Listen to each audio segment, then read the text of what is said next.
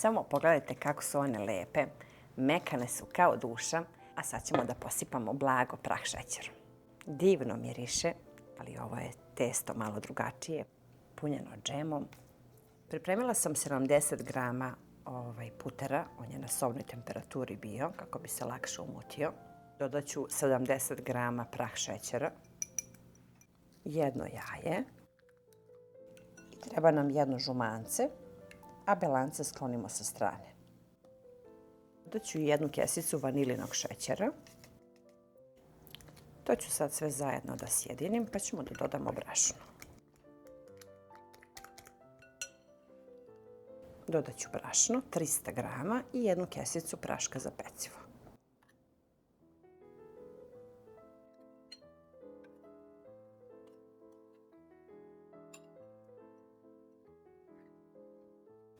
Ovdje ću da dodam i malo mlijeka, jer hoću da potrošim sve brašno od 300 grama, pa se tako dodaje pomalo hladno mlijeko, možda nekih 20-30 ml do 50, zavisi.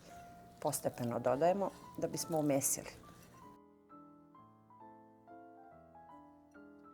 Evo testo kako je fino i dalje je mekano i lepljivo. Stavit ću u vanglicu samo da odmori 5 minuta dok pripremim fil. Ovdje imam jedno belance na početku što smo sklonili, pa ću penastom mikserom da umutim.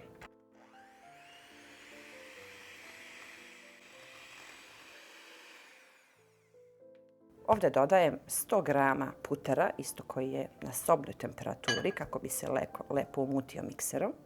Opet mikserom sve to lepo sjedinimo.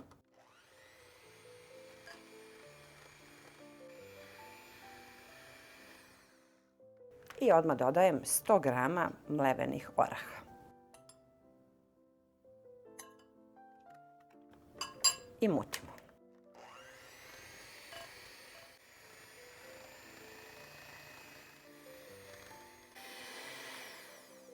I ovaj fil nam je spreman, znači bitno je samo da bude ovako kremast, da bi mogao da se maže preko testa. Stavit ću malo brašna, a onda ćemo testo da podelimo na 2 jednaka dela. Jednu sklonimo sa strane, a drugu razvučemo tanko. Ovu lopticu sklanjam sa strane, a ovu ćemo da razvučemo tanko u obliku vašeg pleha, znači pravougaoni oblik neki i skroz tanko. Odsecite lepo krajeve da to bude lepo ovako u lepom obliku, pa dodajte testo ukoliko je potrebno negde. Sad je potrebno da stavimo džem od kajsija ili neki drugi po želji. 3 kašike, ne bi trebalo mnogo kako ne bi curelo prilikom motanja. U tankom sloju. Preko džema stavimo polovinu fila sa orasima i lepo prevučemo preko džema u tankom sloju da ima svud pomalo. Evo, to sad tako izgleda. I sad ćemo da krenemo da pravimo rolat sa ove strane. Krenemo od početka da savijamo pužić. Testo je lepo, uopšte nije krto, znači nije trošno, nego je fino. I dođemo do pola. I isto tako sa druge strane. Gledamo da nam budu iste debljine ovi rolati, pa malo poguramo jedan, malo drugi i spojimo ih oba dva. Evo ovako. Da dobijemo kao 2 štrudle. Prenesemo ih lepo ovako u pleh, pa ćemo sad isto da ponovimo i sa drugom. Evo i druga. Ja sad volim ovdje da stavim foliju aluminijumsku kako se one ne bi mnogo širile ka sredini. I sad čekamo sad malo da narastu.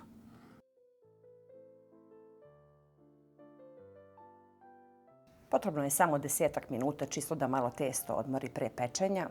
Ovako malo bocnemo na par meste i pečemo na 180 stepeni nekih 20 minuta.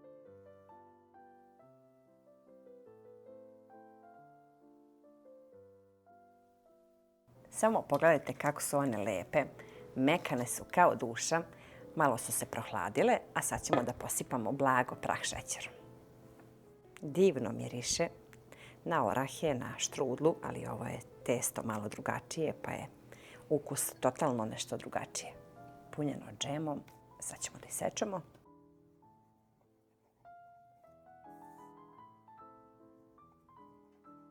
To je testo koje se topi u ustima, poput vanilica.